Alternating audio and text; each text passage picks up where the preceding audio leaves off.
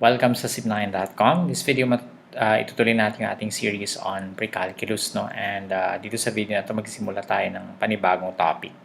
Yung topic natin is about transformation of functions, no? Now, to begin with, we have a function, graph of a function on your screen, no? The graph of y equals x squared, no? So, pwede natin pangalanan yung function na yan as f of x equals x squared, no? And given its graph, given the graph of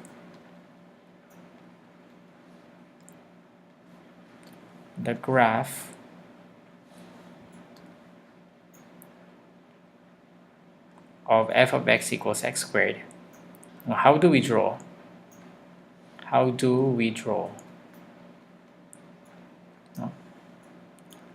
F of x or g of x, no, equals f of x plus 2. Now, ibig sabihin lang niya, nagdagdag lang tayo ng 2 dun sa y coordinates ng points sa graph, no? Because we know that f of x is the y coordinate of the graph, no? So, paano natin i-draw yung function na to, no? G of x equals f of x plus 2. Now, I think ang pinakamadaling gawin natin is to plot to get the coordinates first, di ba? So, ito yung x coordinates natin from negative 3 to 3. Tapos, ito yung f of x natin. We know that f of x equals x squared. So, ibig sabihin, ini-square lang natin yung mga x coordinates natin, no?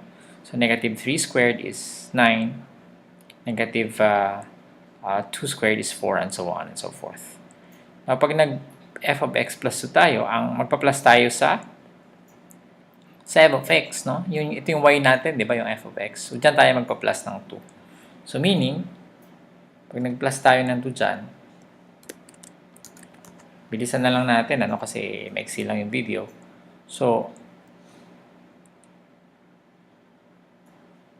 kung makikita nyo, nag-plus 2 na tayo, no?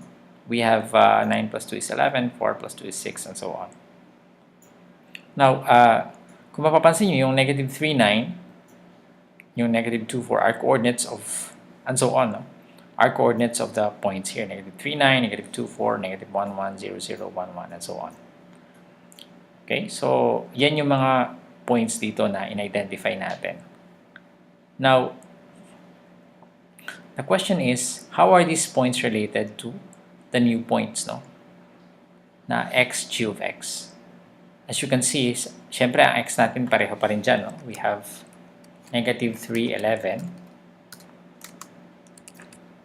So, nakuha nyo ba? Ito na yung x natin, tsaka ito na yung g of x natin, yung ating y, yung 11, no? And ganun din dito, negative 2, 6, negative 1, 3, 0, 2, 1, 3, and so on, no?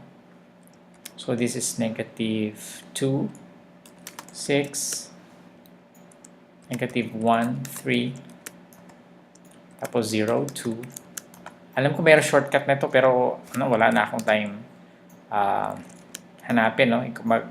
Automatic niya i-concatenate ito, no? But anyway, these are a few points only, so pwede natin ang i-manual. 2, 6, tsaka 3, 11. So, how are these points related, no? Doon sa corresponding points nila, no? For example, how is negative 3, 11 to negative 3, 9? So, negative 3, 11, negative 3, 11 to negative 3, 9. Tapos, syempre, meron tayong ibang points pa, no? We have negative 2, 6, negative 1, 3, no? Negative 2, 6, negative 2, 6, negative 1, 3, and then we have 0, 2. In fact, makukuha mo siya dito, di ba? We have, because we have the y coordinate here, magpa-plus 2 lang tayo. So, 1, 3 na susunod, di ba? 1, 3. Pinakita lang natin dito kanina kung saan siya nanggaling. But the point is we are actually adding 2 to the y coordinates, the f of x, no? Remember, f of x yun yung y-coordinate natin. No? So, even by looking at the graph, no, you can actually plot the new point because you just add 2 to the y-coordinate. No? So, here we have 2, 6 ang susunod. 2, 6. And susunod is 3, 9. Oh, sorry, 3, 11. No, kasi nag-plus 2 tayo. No? Now, I think it's obvious na pag nag-plus 2 tayo, ano nangyayari dun sa point? Ito yung original point, ito yung bagong point. Original point, bagong point. Original point, bagong point. So, umaangat siya ng 2. Pag nag-plus 2, no? And that is correct, no? Pag nag-plus 2 tayo, yan. No? This is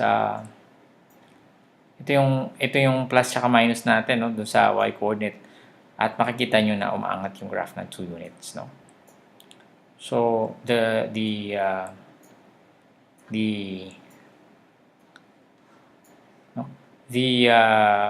equation of this graph, no, is f of x equals, or sorry, g of x equals f of x plus, ano yung hinahanap natin? Yung k, no?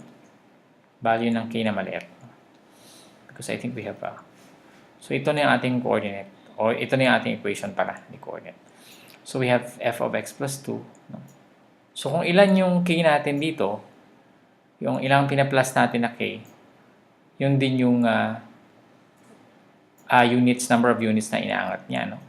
And notice, hindi na natin isa-isa yung mga points. But pag binaba natin siya, pag nag-minus tayo, f of x minus 3, for example. Minus 3, yan. Plus negative 3 and minus 3 are the same, no? So, 3 units below naman siya, no? Meaning, no? Anong sagot natin kanina? Meron tayong tanong eh. So, meaning, how do you graph, no? The g of x equals f of x plus 2? And how is it related to f of x equals x squared? So, sagot natin to that g of x, no, is 2 units. 2 units above, or maybe the graph of g,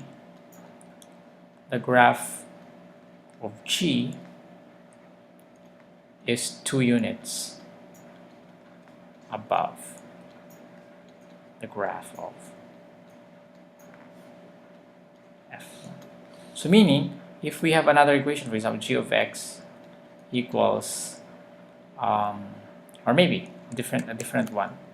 Maybe I'll choose, what's g of x name that you, maybe I'll choose s of x is equal to f of x minus 8, for example. So same, minus siya, so the graph, no? The graph of this is s, no? The function s, kasi s name ng function natin, is how many units? 8 units. 8 units. Is it below or above? Below, kasi nag-minus tayo. The graph of f. Okay, I think this is obvious, although polytotal sinasabi, but I think this is very obvious from here also. Kita na natin. You can do this manually. You can get some points and then subtract, no? Pero hindi natin magagawa kasi kulang naman tayo sa time. Now, ang tawag pala dito, no? Pag nag-shift up tsaka shift down yung graph natin, no? If, for example, plus 1, the graph shifts 1 unit up, no? And minus 2, the graph shifts 2 units down. No? Ang tawag pala dyan ay vertical translation.